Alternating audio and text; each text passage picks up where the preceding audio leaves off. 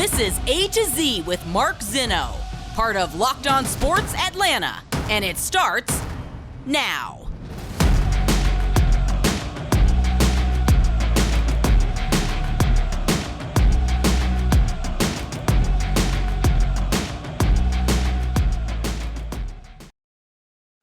Good afternoon. Welcome to A to Z here on Locked On Sports Atlanta, where today I tell you, remember who you are. Welcome in. We are live here on this Monday and a lot to get to, mostly all the Falcons stuff. We have some NFL news and Major League Baseball stuff to get to as well. Atlanta Hawks start out their season 2-1. We'll do all that coming up. But I want to remind you guys to follow us on social media, on Twitter, at LockedOnATL. Of course, I'm at Mark Zinno, MarkZinno. Make sure you guys subscribe and like to the YouTube channel as well. And don't forget, we're on Roku TV. Wherever you get that Amazon Fire Stick or Roku TV, download the app. Check out Locked On Sports Atlanta all day long, every day. You see it right there on the hat that I'm wearing. If you're watching on YouTube, Locked On, baby. Okay. Let's get right into it because there's no point in beating around the bush. Falcons lose yesterday, 35-17 to the Cincinnati Bengals. And the reactions to this from both fans and media alike, you know, are sometimes perplexing. And I genuinely wonder if people understand what they're watching. And you know, I generally don't think that they do, but that's neither here nor there, especially some of my colleagues. But remember a couple of things. One, I'll say it again. Take a 30,000-foot view. At the end of the day, this team is 3-4 after 7 games. Nobody would have said no to 3-4, given this roster, this team, this schedule through the first 7 games of this season, and said, yo, that's terrible. We don't want to be that way. Would you like to be 4-3? Maybe. Could you have been 4-3? Possibly. But beyond all that, we're not going to play the coulda, shoulda, woulda, if game. The fact is that they are ahead of what many people thought they would be, including Las Vegas, who predicted them to have 5 wins. They're over halfway there already, and they got a whole lot of season left. Still got 10 games left to go. So that's number one. And I'll keep pounding that into your head every week because you have to keep this in context, folks. This is not a good roster. It's not. It's not the worst in the league, but it's not a good roster. And so you're winning despite the players on the roster. And we're going to get to that coming up in a minute as well. So they lose yesterday, 35-17. Now, a lot of people, okay, are upset at the pass-run ratio for this team. And I get it. I understand it. I've harped on it. I've asked Arthur Smith personally about it, about what he thinks of the way this team is constructed and how he can only throw 13 times in an NFL game, where Joe Burrow, I think, completed 13 passes in the first quarter. Here's number one. Stop comparing yourself to Joe Burrow and the Cincinnati Bengals and their offense. You're not that offense. You won't be that offense. So end that conversation right there. Save yourself the headache of thinking you're something you're not. Folks, I'm not a male model. I go to bed every night knowing I'm not a male model, so I'm okay with it. Never going to be one. That's fine. At least not as currently constructed, not without some major reconstructive surgery. So that's what it is. But you have to remember how the game unfolded. They got down 21-0. Okay? Remember this. By halftime, it was an 11-point game. An 11-point game. In an 11-point game, let's just even make it easier, a 10-point game. A 2-score game where a touchdown and a field goal get you back in this thing. If it was 10-0 in the first quarter, would you suggest that the Falcons abandon what they do best in running the football in favor of throwing it? Come on. No, you would not. You absolutely would not. You should never advocate when you're down 2 scores, a touchdown and a field goal, that you should abandon what you do well in running the football in favor of throwing it all over the place. That literally makes no sense. It's not a good coaching philosophy, and it won't be. So let's continue to see how the game unfolded, because this is super important. They come out in the second half, Falcons get the ball first. They punt. They stop the Bengals on downs. Okay? Falcons get the ball again. Now, unfortunately, their first 2 drives, they go 3 and out. Now, some of you wanted them to throw more. Well, let's look at the 6 plays that they ran coming out of half. They ran, they passed incomplete, they passed incomplete, okay, punted. What did they do the next time? They ran, Mariota got sacked on a pass play, okay, then Mariota had to scramble, and they ended up punting. So they tried to pass 4 out of 6 plays, folks. They didn't execute well. Then they score another touchdown, and the Falcons, now you're down by 3 scores, and what did they do? Okay, well, they ran, they passed, they ran, they passed, and got sacked and punted. And then on the final drive, okay, they ran, pass, run, pass, which Mariota took off, pass and get sacked, and then punt. I mean, if you look at the breakdown in the second half, guys, I don't understand what you're asking for. They played to their strengths. Could you argue they could have thrown more in the second half? Sure. But it's an 11-point game. It's an 11-point game. Don't get away from what you do well. Arthur Smith didn't get away from what he did well. And why aren't they passing more? We're going to get into this a little bit more in a moment. But guys, it's obvious. You have a very limited quarterback. He's inaccurate. And sometimes he doesn't make the best decisions. Let's put it in this context. If I told you that you would get a return on your investment of 3-1, and you had above average risk, and I told you you would get a return on investment of 3-1, and you had below average risk, which one are you choosing? The obvious one is below average risk and the same return on investment, because right now they run for as many yards as they pass, meaning that their return on their investment in the passing game is exactly what it is in the run game, except the risk in the run game is a lot lower. So why would you take the high risk avenue? Makes no sense. The more you ask Mariota to pass, the more bad things will happen for the team. It'll be a net negative. Folks, every time you drop back to pass, only 4 things can happen. 3 of them are bad. The 4 things that can happen: it's incomplete, it's picked off, you're sacked, or it's a completion. 3 of those things are bad. So if the risk of throwing the ball is 75% bad to 25% good, and the risk of running the ball is a lot less than that, what would you do? Run the ball, especially when you do it well, better than, 95% of the teams in the league.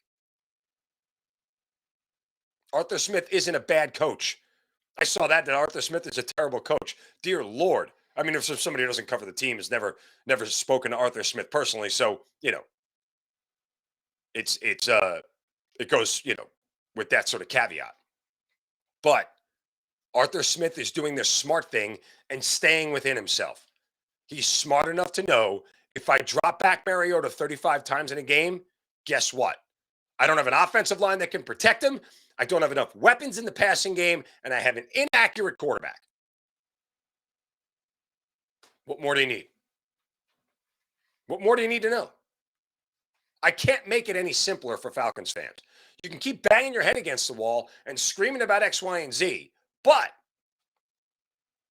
you're not going to get a different result from Arthur Smith. Plain and simple.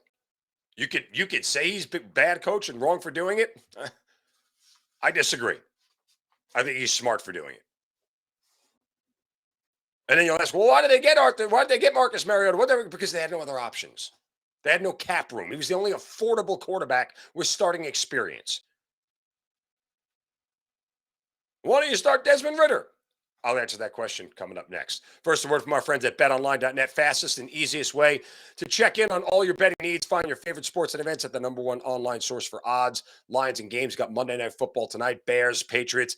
Patriots laying a pretty hefty number at 8. A little bit scary there. But nonetheless, find news and reviews of every league, NFL, college football, Major League Baseball World Series coming up. You got the NFL, obviously, NBA, NHL, combat sports, esports, even golf. It's all right there. for you at BetOnline. It continues to be the top online resource for all your sports wagering information, live in-game betting, scores, and podcasts. They've got you covered. Live in-game betting is a ton of fun. You can make some really, really smart decisions there, and the podcasts are awesome. You get so much good information. Head to BetOnline today. Use your mobile device to learn more about the action happening today. BetOnline, where the game starts. Let's continue with the Falcons here because I can't get away from this. So why isn't Desmond Ridder starting? Okay. Here we go. One, let me ask this question in the big picture. Do you genuinely believe that the Falcons have employed a head coach who is purposely keeping a quarterback who gives them a better chance to win on the bench? Ask yourself the question out loud if that makes sense.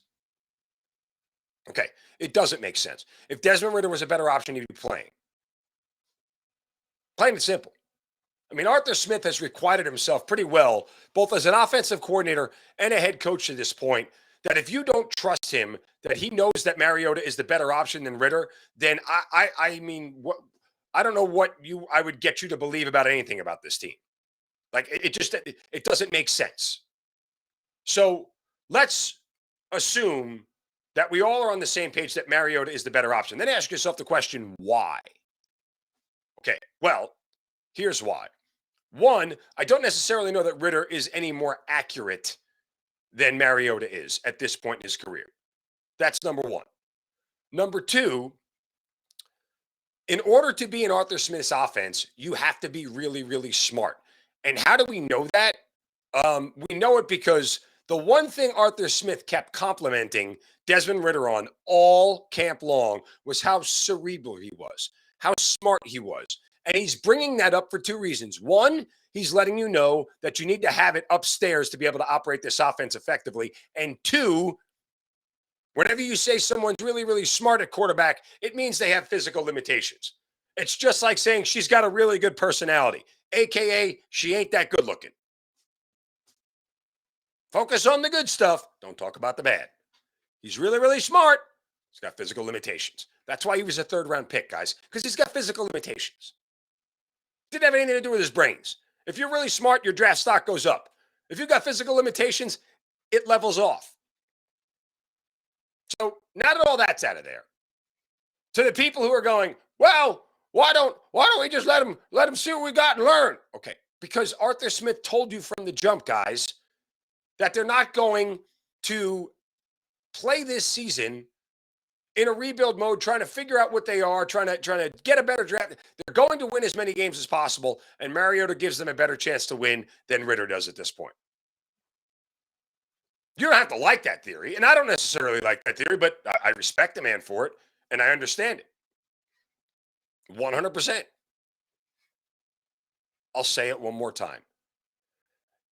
They are not making a change at quarterback unless one of two scenarios manifests itself. One, there's an injury to Mariota. Two, they are officially eliminated from playoff contention. Then you will see Desmond Ridder play, and not a moment sooner. Because guess what? For as bad as things were yesterday, Marcus Mariota wasn't the reason that they lost 35-17. Defense spotted him 21 points. That wasn't the offense's fault. That was the defense's fault. Mariota does not make enough net negative plays, and Arthur Smith doesn't allow him to make enough net negative plays for him to be benched for a play. Period. He keeps his quarterback in the best positions to succeed. End of conversation. And that's all you can ask a coach to do, is put your players in positions to succeed, and Smith does that really well. And being in a position to succeed keeps Mariota throwing less than 20 times a game. It is what it is. I'm not sure why you guys can't grasp this. Like my grandmother used to say, you little stuna, little gabadost. It's Italian for those who don't know. Anyway. The point is, this is the reality of what this team is and how it's constructed. You can't change it. So stop asking to. Now, I'll say one other thing here, and I will talk to Arthur Smith about this today because it needs to be asked.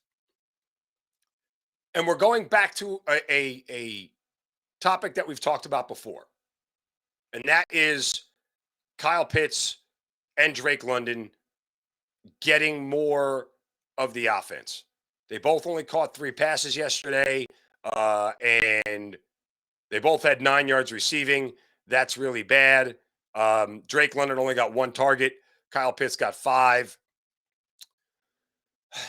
This is tough. And I understand what Arthur Smith is saying, but at this point, you have to find a way to get the ball in the hand of Pitts and London, particularly Pitts.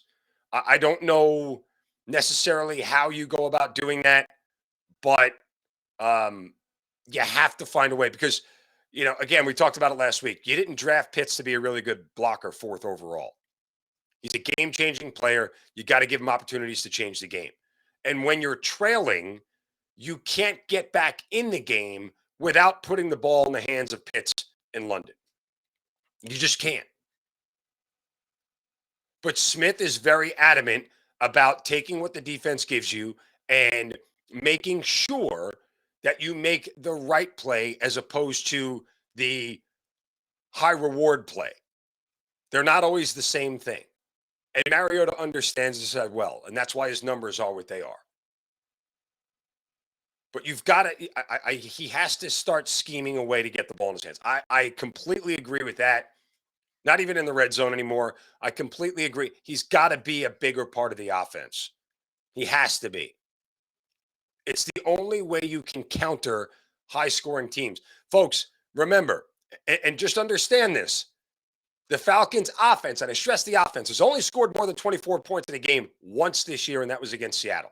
The 28 against the 49ers, a defensive touchdown. The 27 against the Rams, special teams touchdown. The offense has only scored more than 24 points in a game once. Arthur Smith has to start changing things to get some injection into this offense that really can make things better. That's just what it boils down to at this point in time. Like, there is no way there is no way for this team to be able to come back. And that's what this boils down to. How do they get out of a negative game script? Because ultimately, when they play with a lead, they're always going to stay with the lead because they're successful at running the football. When they don't have the lead and they're chasing, this is a very difficult offense to get behind. That's what it boils down to. All right, coming up next, the Atlanta Hawks start out their season 2-1. And, oh, by the way, we have the World Series.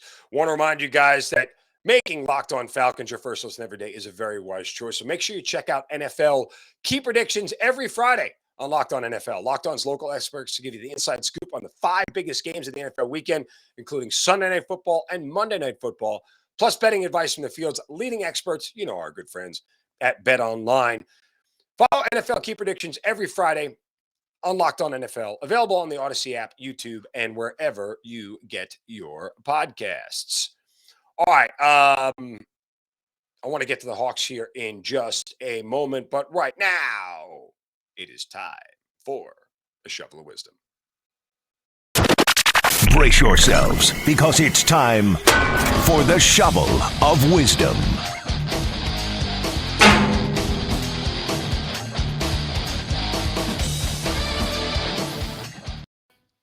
Yeah, you know how we do it every day. We got to set somebody straight.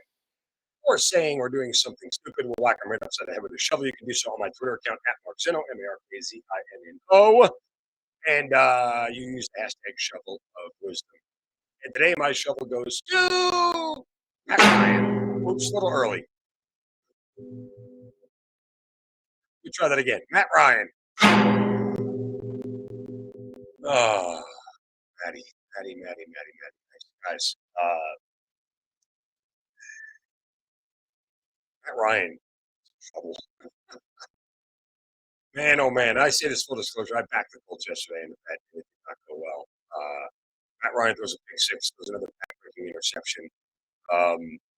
It's not good. He is stinking the joint up. And I'll say this.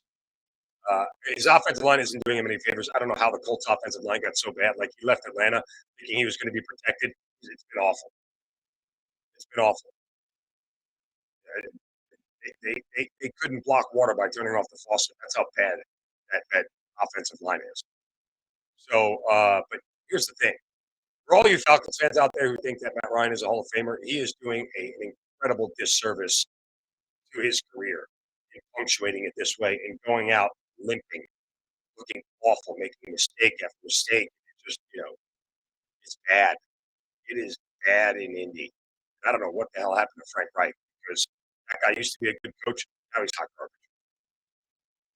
Unreal. He's got Jonathan Taylor. The guy averaged 5.8 yards per carry yesterday. He refuses to give him the football. I mean, just really bad coaching. 5.8 yards per carry, and he only gives him the ball 10 times. There you go. As far as comes in, that's all I have to say about that. All right, let's get the Atlanta Hawks here.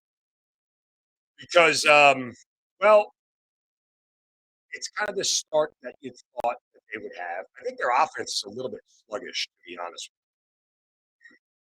I genuinely believe they're going to have some time and going to need some time to work out some of these kinks offensively.